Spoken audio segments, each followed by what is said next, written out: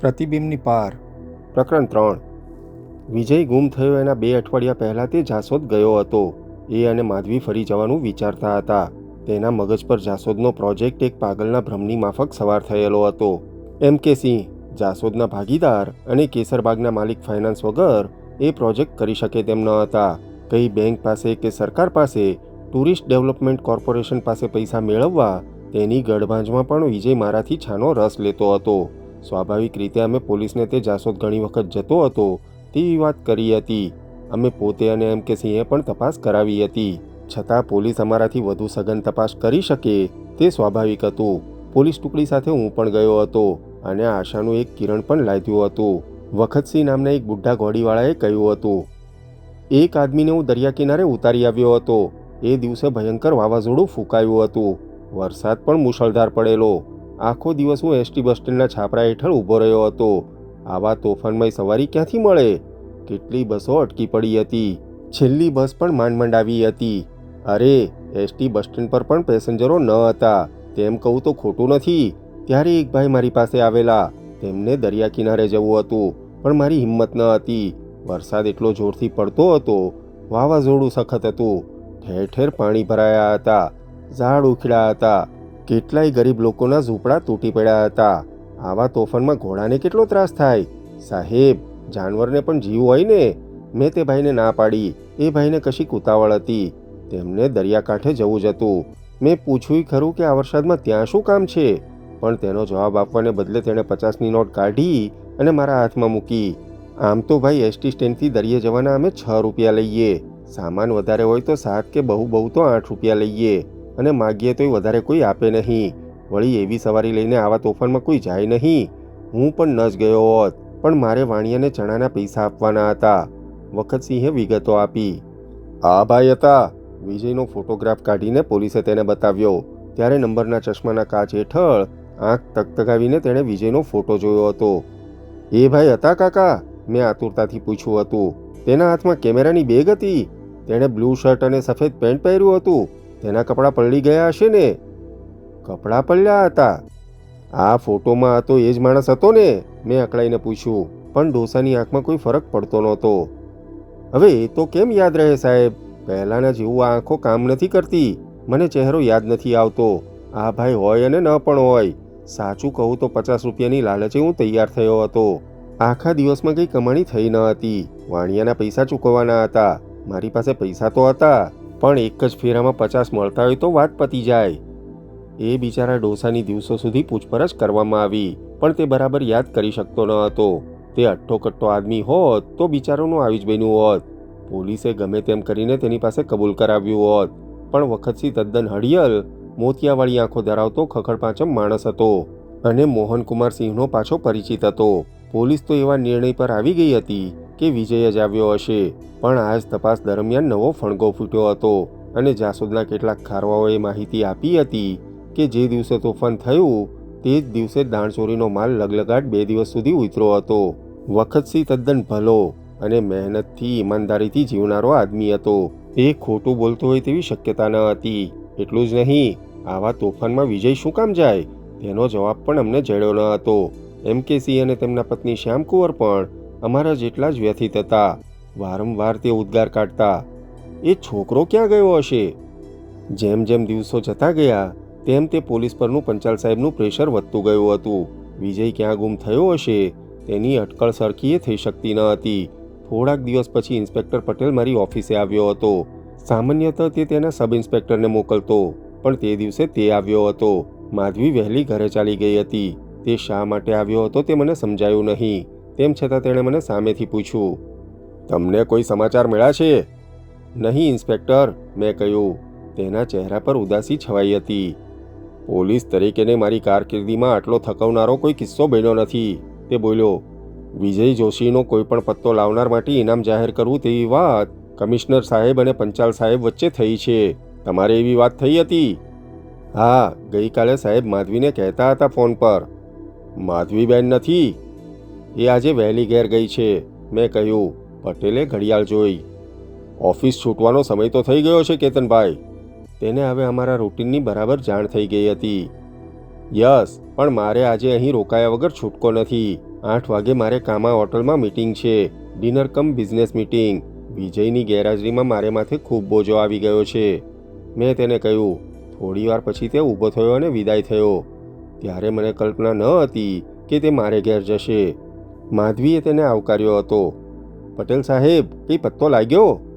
Madam, પત્તો લાગ્યો હોય તો હું પોતે પેંડા લઈને આવું, તે બોલ્યો. છેલ્લા 20 દિવસમાં તે ઘણી વખત ઘેર અને ઓફિસ આવ્યો હતો. માધવી જાણતી હતી કે પોલીસની મદદ વગર કોઈ તપાસ થઈ શકે તેમ ન હતી, એટલે જ તેણે પટેલને ન ગમે તેવી કોઈ વાત નહીં કરવાનું નક્કી કર્યું હતું. મેડમ, વિજય જોશી વિશે સૌનો આ અભિપ્રાય છે. તે માણસ આત્મહત્યા કરે તેવો ન હતો. ઓફકોર્સ નહીં. આત્મહત્યા તો શું, એ નિરાશ પણ થતો નહીં. તેના જેટલો આશાવાદી માણસ મેં જોયો નથી. આશાવાદી ઉપરાંત થોડો વધુ પડતો મહત્વાકાંક્ષી, આનંદી પણ એટલો જ. તમે સાથે ભણેલા? હું, વિજય અને કેતન, ત્રણે સ્કૂલ ઓફ આર્કિટેક્ચર. એ કેમ્પસમાં જ તમારે દોસ્તી થયેલી કે તે પહેલાં? એ કેમ્પસમાં. તમારે મને સાવ જૂનવાણી ગણવાની જરૂર નથી, પણ એ કેમ્પસમાં ઘણું બધું ચાલે છે. હું સમજી નહીં, માધવીએ જવાબ આપ્યો.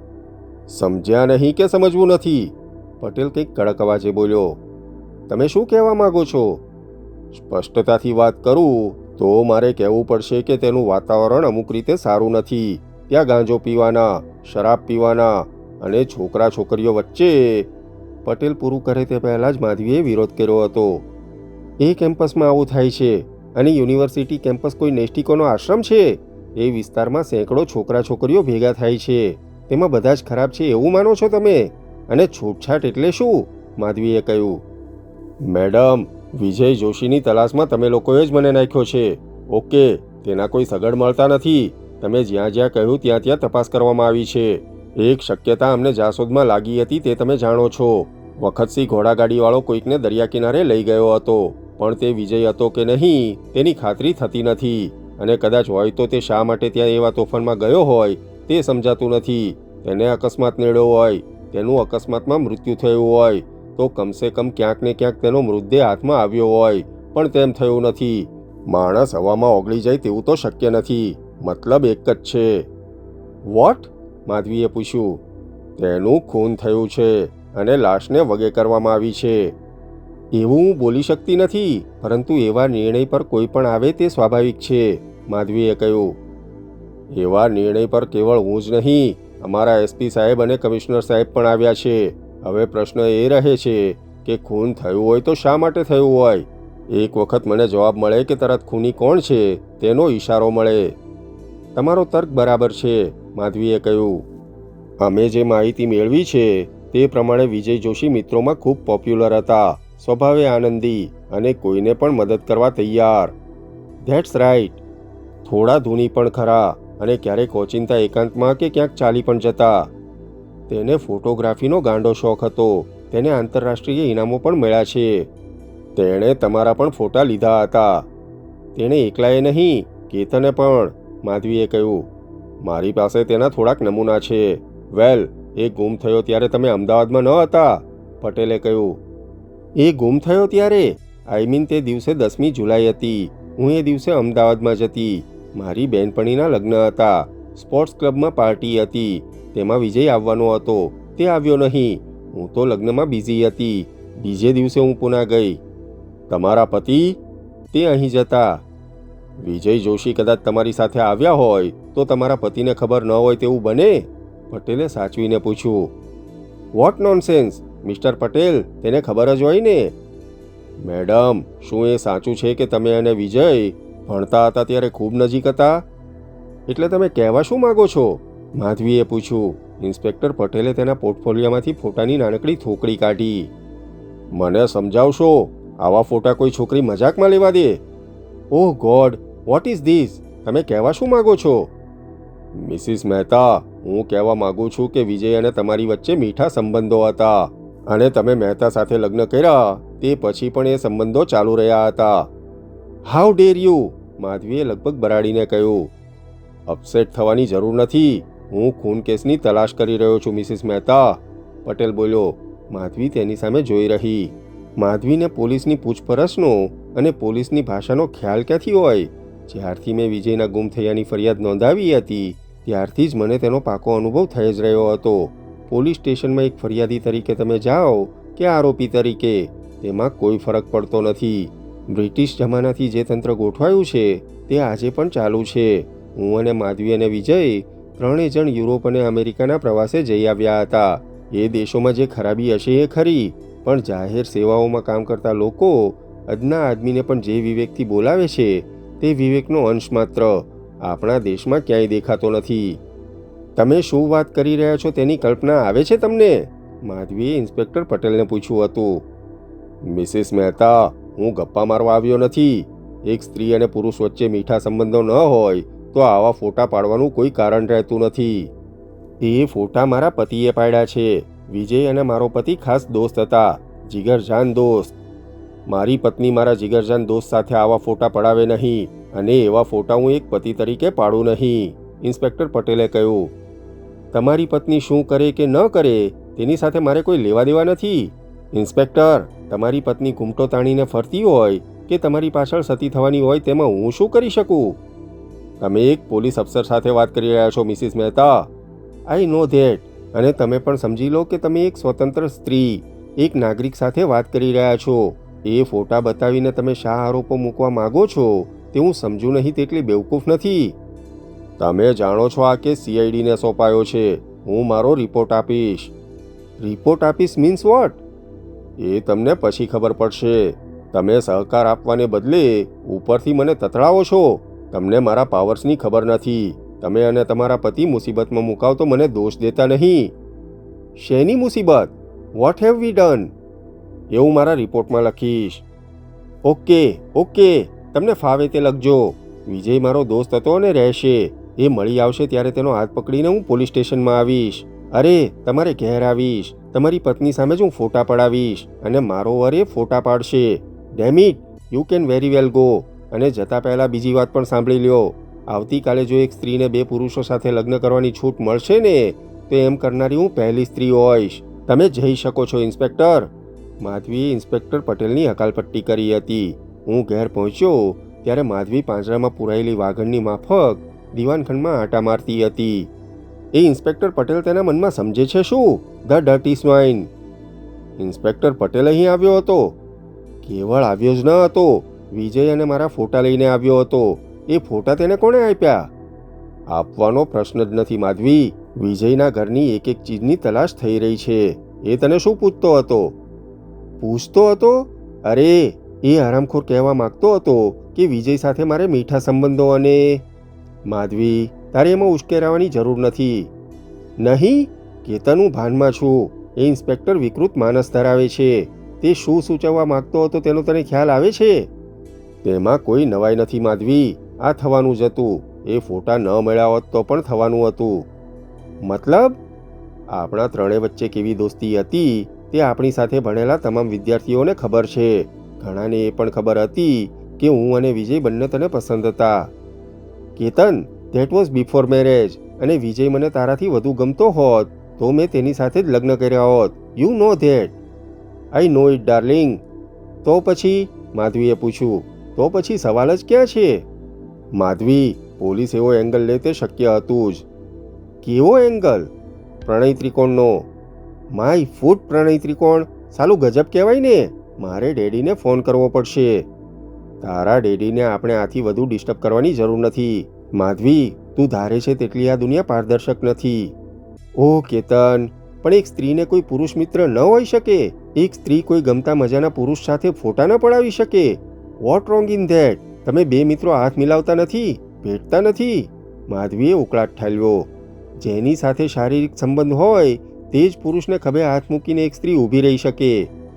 પણ મારા પર તું શું કામ ગુસ્સો ઠાલવી રહી છે? માધવી, આપણે હજુ નસીબદાર છીએ કે તારા ડેડીની લાગવગને કારણે પોલીસ તપાસના અહેવાલો છાપામાં આવ્યા નથી. આવતીકાલે એ જ ઇન્સ્પેક્ટર કોઈ પત્રકારને કહેશે તો આખા ગામમાં ચર્ચા ચાલશે. પણ કેતન, એ વિચાર જ કેટલો ભયાનક છે. રિલેક્સ હની, આપણે ધીરજ રાખવી પડશે. માધવી, પોલીસને એવી શંકા થાય તેનો કોઈ ઈલાજ નથી. વિજય આપણો ભાગીદાર હતો. તેના પૈસાથી આપણી કંપની ઊભી થઈ હતી. એટલે શું થયું કેતન? ભાગીદારીમાં આપણે ક્યારેય કોઈ વધારાનો રૂપિયો લીધો છે? અરે, પહેલું એસાઇનમેન્ટ મળ્યું નહીં ત્યાં સુધી આપણે કેવી રીતે ઘર ચલાવ્યું છે? માધવી, એ બધી વાતો સાથે પોલીસને કોઈ સંબંધ નથી હોતો. ભાગીદારો વચ્ચે ઝઘડા થાય, એકબીજાને છેતરે, અરે વખત આવે ખૂન પણ થાય તેવા પ્રસંગો બને છે અને બનવાના છે. પણ તેમાં આપણે શું? માધવીએ પૂછ્યું. તે દિવસે માધવીને સમજાવતા અને શાંત પાડતા મારો દમ નીકળી ગયો હતો. વિજયના માતા પિતા પણ નેરોબીથી આવી ગયા હતા. એટલું સારું હતું કે તે લોકો મને વિજય જેટલો જ પ્રેમ કરતા હતા. તેમને આવી કોઈ શંકા ન હતી. ગમે તેમ પણ તેમનું દુઃખ જોઈ શકાય તેવું ન હતું. એક તરફ પોલીસ તેમના ઘરની એક એક ચીજમાંથી ગુમ થયેલા વિજયનું પગેરું શોધવાનો પ્રયત્ન કરતી હતી અને બીજી તરફથી મારા અને માધવી અંગેના પ્રશ્નોના જવાબ આપવાના હતા. એ પછી અઠવાડિયા બાદ CIDએ પણ હાથ ધોઈ નાખ્યા હતા અને અખબારોમાં ધડાકો થયો હતો. અમદાવાદના સ્થપતિ વિજય જોશી લાપતા. આ પછી આ અહેવાલથી 3 દિવસ છાપાઓમાં સિરિયલ ચાલી હતી. કંબક પટેલે માધવી અને વિજયના, મારા અને વિજયના ફોટા પણ છાપ્યા હતા. અલબત્ત રિપોર્ટ્સમાં બધું ગોળ ગોળ લખ્યું હતું, છતાં તેમાંથી આ સૂર નીકળતો હતો કે માધવી, હું અને વિજય આધુનિક પ્રણય ત્રિપુટી હતા, જેમાંથી એક જણ કોઈ રહસ્યમય સંજોગોમાં ગુમ થયું હતું. માધવીના ગુસ્સાનો પાર રહ્યો ન હતો. અમારી અનેક વખત પૂછપરછ થઈ હતી અને આખરે મામલો CBIને સોંપવામાં આવ્યો હતો. માધવી સાથે રોજ રોજ મારે કોઈને કોઈ બાબતમાં થોડી ચળબળ થતી, કારણ કે રોજ પોલીસ આવતી, રોજ જુદા જુદા પ્રશ્નો પૂછાતા. ફેર એટલો પડ્યો હતો કે CBIના અધિકારીઓ ભણેલા અને નમ્રતાથી વાત કરતા, વળી પોલીસ વાનમાં ભાગ્યે જ આવતા. ખાસ કરીને ઇન્વેસ્ટિગેશન ટીમના ચીફ વિરેન્દ્ર શાહ એક અચ્છો અધિકારી હતો. એટલું જ નહીં, તેણે તપાસ હાથ ધરી તેના બીજા જ દિવસથી તેણે વિજયની બાબતમાં અમને બંનેને કોઈ વિશેષ માહિતી નથી. એટલું જ નહીં, વિજયના મૃત્યુ કે અપમૃત્યુ કે તેના ગુમ થવા વિશે અમે કોઈ રીતે જવાબદાર નથી તેવો નિર્ણય લઈ લીધો હતો. 10મી જુલાઈએ સાંજે મારી ઓફિસમાંથી વિજય નીકળ્યો ત્યારે અમે વાતચીત કરી હતી. તે સ્પોર્ટ્સ ક્લબમાં આવવાનો હતો. ખેર, ઓફિસેથી નીકળીને તે ફોટોસ્પોટ નામના સ્ટુડિયો પર ગયો હતો અને ત્યાંથી તેણે 35mm ફિલ્મના થોડાક રોલ્સ અને ટ્રાન્સપેરન્સી માટે ફિલ્મ લીધી હતી. એ પછી તે ઘેર ગયો હતો અને અમથાએ કહ્યું તેમ તે કેમેરાની બેગ લઈને બહાર નીકળ્યો હતો. કેતનભાઈ, તેનો અર્થ એ હતો કે વિજય ઘરેથી નીકળ્યો ત્યારે તેના મનમાં ક્યાંક જવાનું છે તે નક્કી હતું. વિરેન્દ્ર શાહની સાથે હું વિજયને ઘેર લગભગ રોજ જતો હતો. ડેપ્યુટી કમિશનરના હોદ્દા પરથી CBIમાં નિમાયેલા મિસ્ટર શાહે વિજયના ઘરની એક એક ચીજ તપાસી હતી. એટલું જ નહીં, તેની રહન સહન, તેના શોખ, તેની દિનચર્યા વગેરેની ઝીણવટભરી નોંધ કરી હતી. યસ સર, મારું પણ એમ જ માનવું છે. સામાન્યતઃ વિજય એપોઇન્ટમેન્ટ ચૂકે તેવો આદમી ન હતો.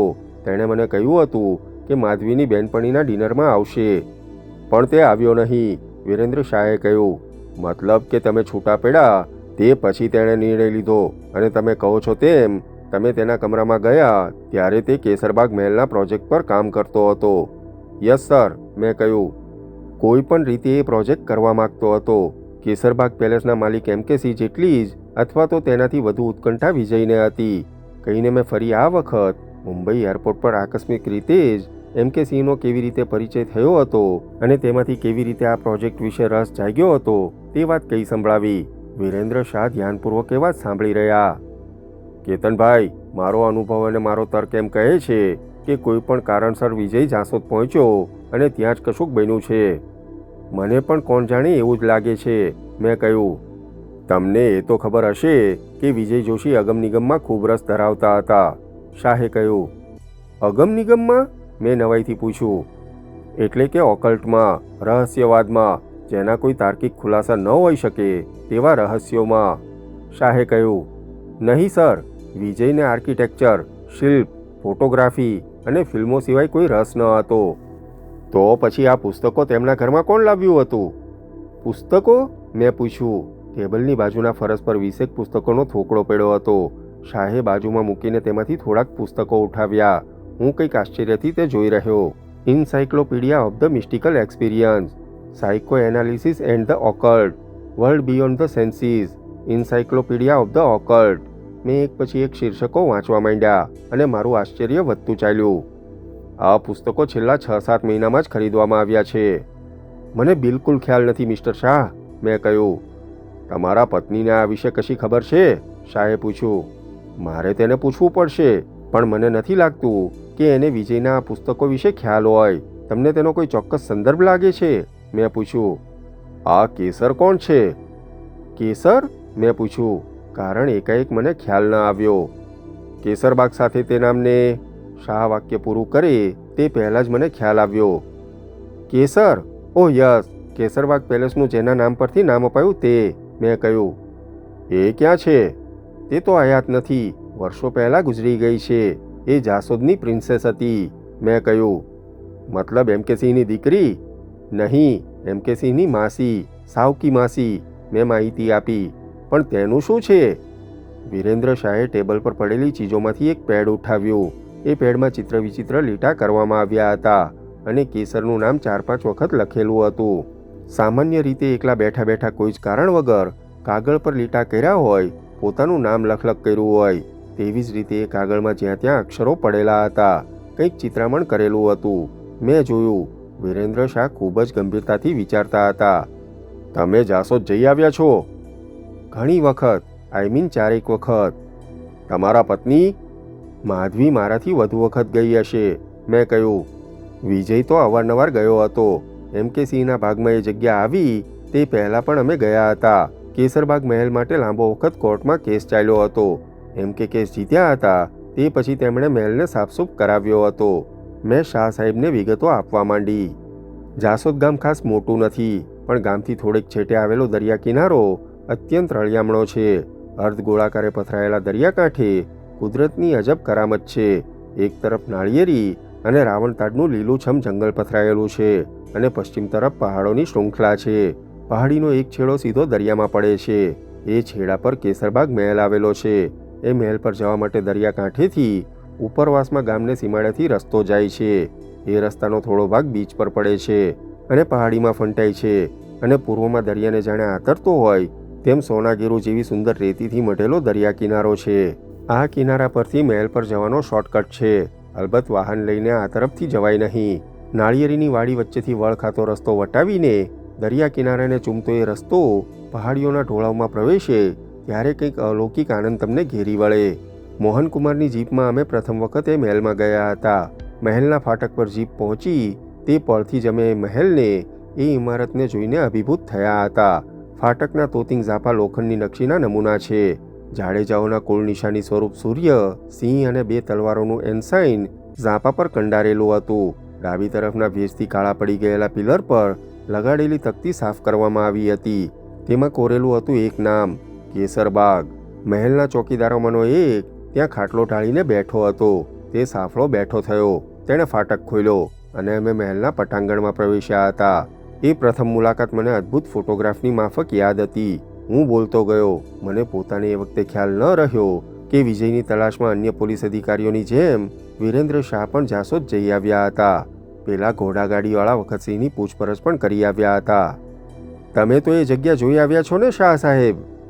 તમે તેની ચિંતા ન કરો, તમે મને વિગતે વાત કરો. અન્વેષણમાં નાનામાં નાની વિગતો હંમેશા કામ આવતી હોય છે. ક્યારેક પોલીસ અધિકારી જે જોવાનું ચૂકી ગયો હોય તે સામાન્ય માણસે જોયું હોય છે.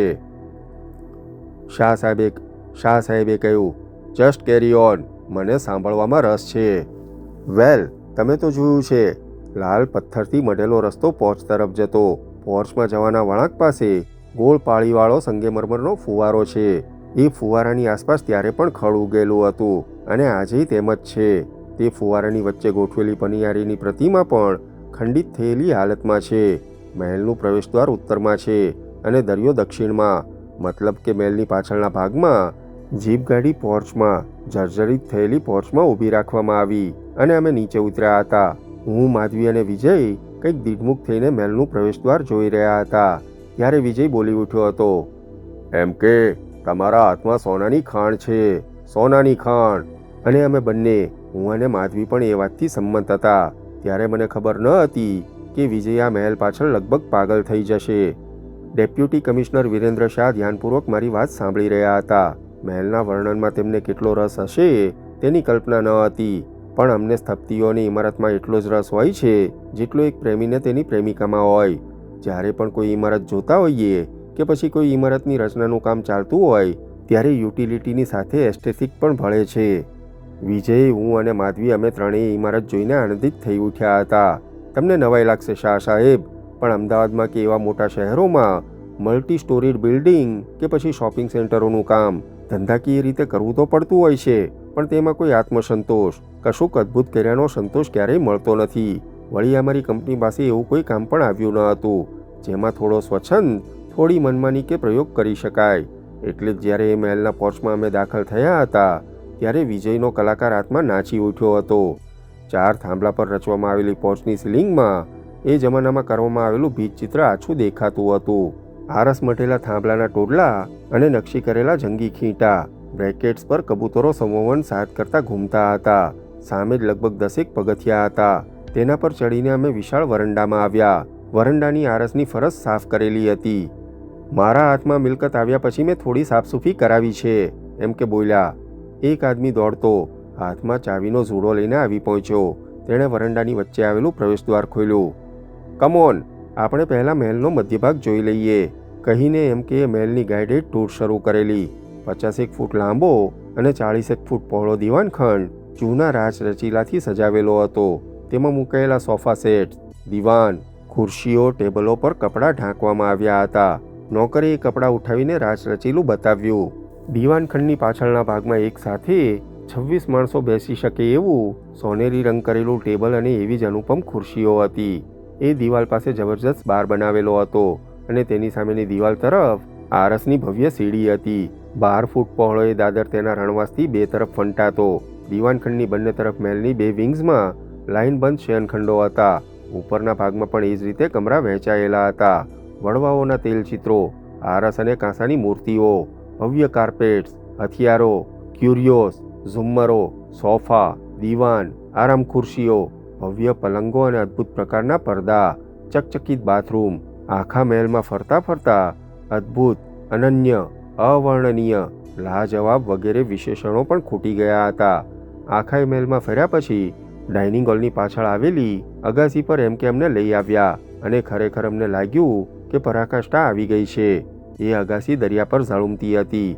આરસ મઢી ફરસને આરસના નાનકડા કંડારેલા થાંભલાથી બાંધી લેવામાં આવી હતી. અગાસીમાંથી દરિયાનું અને જમીન તરફ દરિયાને ખાળતી પહાડીનું દ્રશ્ય અનુપમ લાગતું હતું. અગાસીને ડાબે પડખે એક કમરો હતો. આમ તો રણવાસ 2 ભાગમાં વહેંચાયેલો હતો. કબીલાની સ્ત્રીઓ માટે ઉપરની વિંગમાં નિવાસ અપાયેલો, પણ એક કમરો અગાસીની ડાબી તરફ બનાવવામાં આવ્યો હતો. આ કમરો આ મહેલનું નાક છે, એમ કે સિંહે કહ્યું અને સાથે આવેલો નોકર તેનું તાળું ખોલવામાં પરોવાયો. એમ કે મહેલ જોઈને લાગતું નહોતું કે વર્ષોથી અવરું પડ્યો હોય, વિજયે કહ્યું. અરે ભાઈ, થોડાક મહિના પહેલાં આવ્યા હોત તો સમજ પડત. છેલ્લા 3 મહિનામાં સાફસૂફીમાં 1.5 લાખ રૂપિયા ખર્ચાયા છે, તે બોલ્યા. એ સફાઈ કરતાં દમ નીકળી ગયો. નોકરે બારણું ખોલ્યું. સીમ ખુલજાની જેમ જ બારણામાં પ્રવેશતા જ મારા અને વિજયના મોઢામાંથી આશ્ચર્ય મૂકતાની આ નીકળી ગઈ. અમારા અભ્યાસકાળ દરમિયાન દુનિયાના શ્રેષ્ઠ મહાલયોના ફોટોગ્રાફ્સ, તેની સ્લાઇડ્સ વગેરે અમે જોયા હતા. કેટલાય મકાનોનું વિશ્લેષણ પણ કર્યું હતું. દક્ષિણ હિન્દુસ્તાનથી માંડીને લડાખની મોનેસ્ટરી સુધીના મકાનો, ભવ્ય મહાલયોના કમરાઓના ઇન્ટિરિયર્સનો અભ્યાસ અમે કર્યો હતો. તેમ છતાં આ કમરામાં કશુંક વિશેષ હતું, કશુંક અસ્ફુટ અને છતાં અગમ રીતે આકર્ષે તેવું હતું. કમરાના પેસેજમાં સોખડની આછી સુવાસ અમને ઘેરી વળી. તેની દિવાલોની બારીઓ સુધીનો ભાગ તેની ફરસની જેમ જ સંગેમરમરથી મઢેલો હતો. આછા ગુલાબી રંગના પથ્થરોમાંથી લીલી વેલ અને બટન તોરા જેવા લાલ બુટ્ટા જડેલા હતા. તેનો ઉપરનો ભાગ છત સુધી તદ્દન આછા ગુલાબી કલરથી રંગેલો હતો. અલબત્ત એ રંગમાં ક્યાંક ક્યાંક પોપડા ઉખડેલા હતા. કમરાની ડાબી તરફ ડ્રેસિંગ રૂમ બનાવેલો હતો અને ડ્રેસિંગ રૂમની ભીતરમાં એક મોટા કમરા જેવો બાથરૂમ હતો. બાથરૂમમાં વાયોલેટ રંગની ઝાંયવાળા ઇટાલિયન માર્બલમાંથી કંડારેલું જંગી બાથટબ હતું. બાથરૂમના બધા ફિટિંગ સોનાના ઢોળવાળા હતા. કમરાની જમણી બાજુએ ભવ્ય પલંગ હતો. પલંગની પાંગતની સામેની દિવાલનો થોડો ભાગ ઘેરા ભૂરા મલમલના પડદાથી ઢાંકેલો હતો. એ જરા અજુગતી લાગે તેવી વાત હતી. એ પડદાની આગળ સુખડના લાકડાનું લગભગ 5 ફૂટ લાંબુ અને 1.5 ફૂટ પહોળું વેનિટી ટેબલ હતું અને એક સુંદર કાળું ચામડું મઢેલી બેઠક એ ટેબલ સામે પડેલી હતી. કમરાના રાચ રચીલામાં સુખડ વપરાયેલું હતું. હું પૂછવા જતો હતો કે એ પડદા પાછળ શું છે, પણ હું પૂછું તે પહેલાં કમરાના પ્રવેશદ્વારની સામેની દિવાલમાં રચવામાં આવેલું ફ્રેમ ડોર જેવું બારણું પેલા નોકરે ખોલ્યું અને સમીસાનનો પ્રકાશ કમરામાં રેલાયો. એ બારણાની પેલી તરફ મોટો ગોળાકાર ઝરૂખો હતો. ઝરૂખો દરિયા પર ઝળુમતો હતો. તેની નીચેના ભાગમાં કાળા ગ્રેનાઇટનો ખડક હતો. પરિણામે મોજા ત્યાં અથડાતા. અમે એ ઝરૂખા તરફ ધસી ગયા. અને ક્યાંય સુધી બહારનું દ્રશ્ય નિહાળતા ઊભા રહ્યા. વિજય તો એક ટીશે દરિયાની જમણી તરફ આવેલા પહાડી વિસ્તાર તરફ જોતો ઊભો રહ્યો. એ બાજુએ પહાડથી ઘેરાયેલો નાનકડો બીચ હતો. કમરામાં દરિયાના મોજાનો અવાજ અસ્ખલિત રીતે આવ્યા કરતો. એ પ્રાઇવેટ બીચ છે, એમ કે એ કહ્યું. મને લાગતું જ હતું, વિજય બોલ્યો. ત્યાં જવા માટે આ તરફથી અગાસીને ખૂણે દાદર છે, એ સિવાય બીજો કોઈ રસ્તો નથી. ઓફકોર્સ પેલા ખડકો પરથી ત્યાં ઉતરી શકાય, પરંતુ ભરતીને સમયે દરિયાના પાણી એ પહાડીની તળેટીમાં ઘૂસે છે, એટલે ઓટ હોય ત્યારે ત્યાંથી ઉતરી શકાય ખરું, પણ તે સહેલું નથી. ખડક તદ્દન સીધા છે. એ દેખાય છે, મેં કહ્યું. દરિયાનો માર ખાઈને ખડક પોલા થઈ ગયા છે. કેટલીક જગ્યાએ ગુફાઓ રચાઈ છે, તો કેટલીક જગ્યાએ 50 ફીટ જેટલા ઊંડા પોલાણો થયા છે. નૈસર્ગિક ટનલો રચાઈ છે, એમ કે એ માહિતી આપી. બિલીવ મી, એમ કે આપણે આ કેસરબાગને હિન્દુસ્તાનભરની એક ઉત્તમ જગ્યા બનાવી શકીશું. વોટ એ બ્યુટીફુલ પ્લેસ. શું કહે છે કેતન? વિજયે મને પૂછ્યું હતું. મેં પણ એ જ ઉત્સાહથી જવાબ આપ્યો હતો. ઈશ્વરે જ જાણે આ જગ્યા રિસોર્ટ માટે બનાવી હોય તેટલી સુંદર છે. બોટિંગ, સ્વિમિંગ, અરે સ્કૂબા ડાઇવિંગ, સર્ફિંગ અને રોક ક્લાઇમ્બિંગ બધું જ આ જગ્યાએ. It is wonderful. 15 મિનિટ બાદ અમે પાછા પેલા અદ્ભુત કમરામાં પ્રવેશ્યા હતા. આ લાજવાબ કમરો તમારો લાગે છે, મેં કહેલું. તેની ચોખ્ખાઈ પરથી કહો છો કેતનભાઈ? એમ કે બોલ્યા. અરે ભાઈ, આ કમરો તો થોડા મહિના પહેલાં જ સાફસૂફ થયેલો. કેટલાય વર્ષોથી બંધ હતો. અલબત્ત થોડો વખત અમે રહ્યા છીએ, પણ પછી તો પ્રોપર્ટીના ઝઘડા થયા અને મહેલને સીલ લાગ્યા. અમે દરબારગઢમાં જ રહીએ છીએ. પણ આ કમરો જાણે વપરાતો હોય તેટલો સુંદર છે, વિજયે કહ્યું. એ કેસરબાનો કમરો હતો. કોણ કેસરબા? મેં પૂછ્યું. જેના નામ પરથી ઇમારતનું નામ પાડવામાં આવ્યું છે તે, એમ કે એ કહ્યું. પણ ઇમારતનો કેટલોક ભાગ તો ખૂબ જૂનો લાગે છે, વિજય બોલ્યો. That's right. જાસોદના જાડેજાઓનો રાજવીઓ તરીકે ઇતિહાસ સોમનાથ જેટલો જૂનો છે. અહીં જે મહેલ હતો તેનું મૂળ નામ તો કૃષ્ણસાગર હતું. તેની કેટલી વખત કાયાપલટ થઈ હતી, પણ 1925ની આસપાસમાં મહેલનું છેલ્લું રિનોવેશન થયેલું અને તેમાં કેસરબાઈએ અંગત રસ લીધો હતો. એટલે કેસરબા તમારા? મેં પ્રશ્ન કર્યો. એ રિલેશન જરા અટપટું છે. મારા મામા રણમલસિંહના પિતાનું નામ પ્રતાપસિંહ. પ્રતાપસિંહને 2 પત્નીઓ. એકનું નામ શર્મિષ્ઠા અને બીજી પત્નીનું નામ વિલાસ.